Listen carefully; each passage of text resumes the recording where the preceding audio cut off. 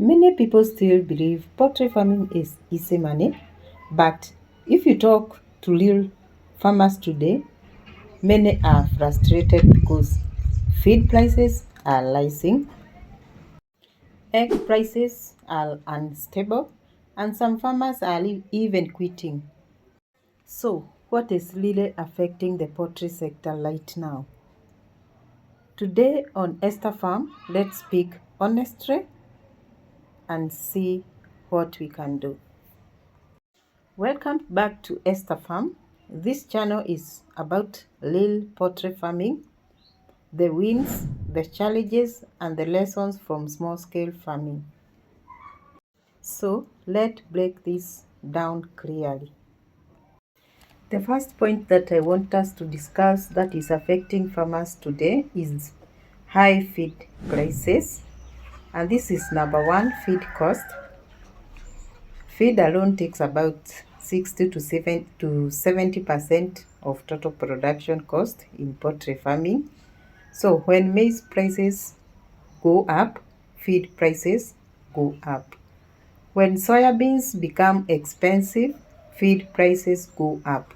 But egg prices does not always increase at the same rate. That difference is where farmers lose profit.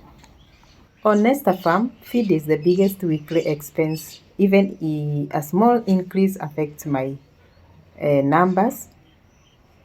For small-scale farmers with 20 to 100 birds, this pressure is heavy.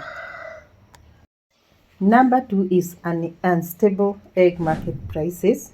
Sometimes eggs sell quickly at a good price, and other times the market is flooded and everyone has eggs, and therefore middlemen lowers prices.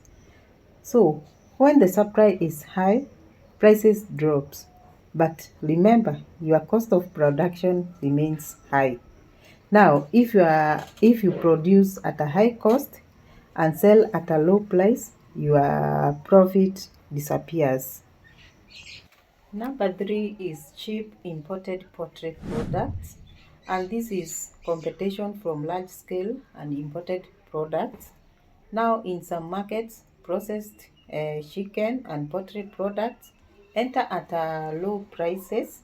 Also, in large commercial farms, also produce at low cost per bird because of scale, and small farmers cannot always compete on prices.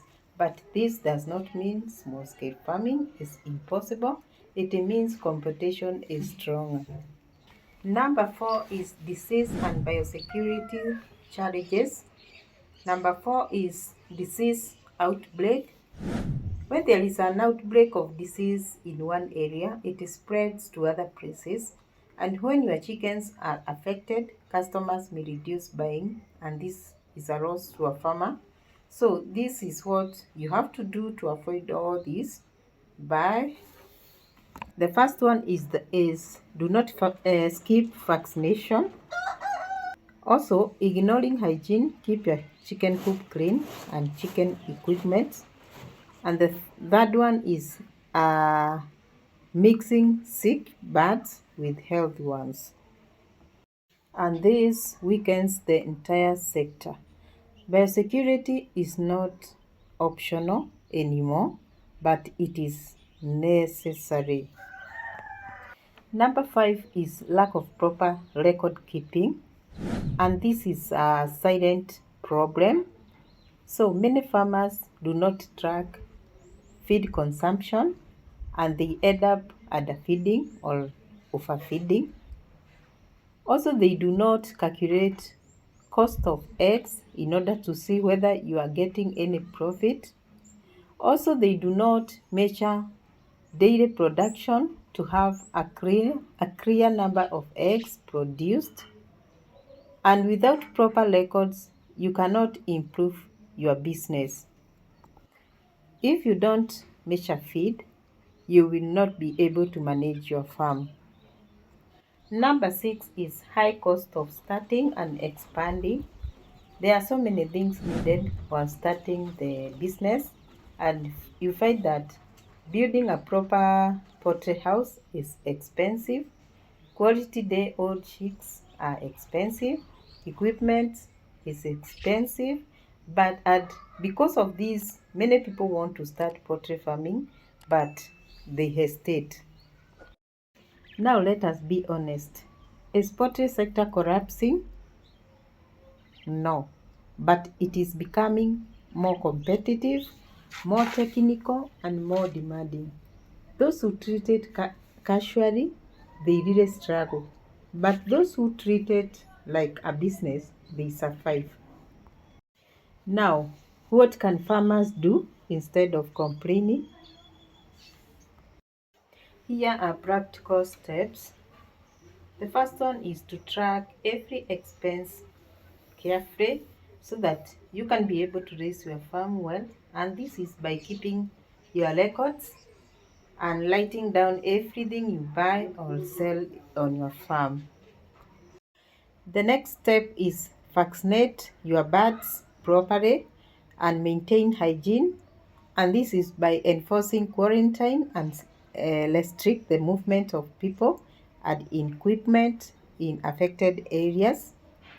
Also properly destroy and dispose of dead birds by burning or deep burial to prevent the further spread of disease.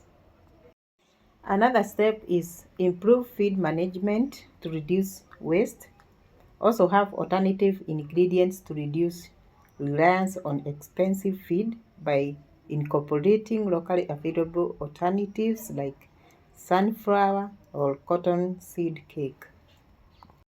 Also, I can urge farmers to buy feed in bulk if you are able, or join groups to be able to buy feed in good prices. Another step is to build direct customers instead of relying only on middlemen. The last point is start small, learn the scale gradually. On Esther Farm, I believe poultry farming still has opportunity, but it requires discipline, patience, and good management and continuous learning. This is not quick money, it is structured work. If you are a poultry farmer watching this, I would like to hear from you. What is the biggest challenge you are facing right now? Let us discuss in the comments.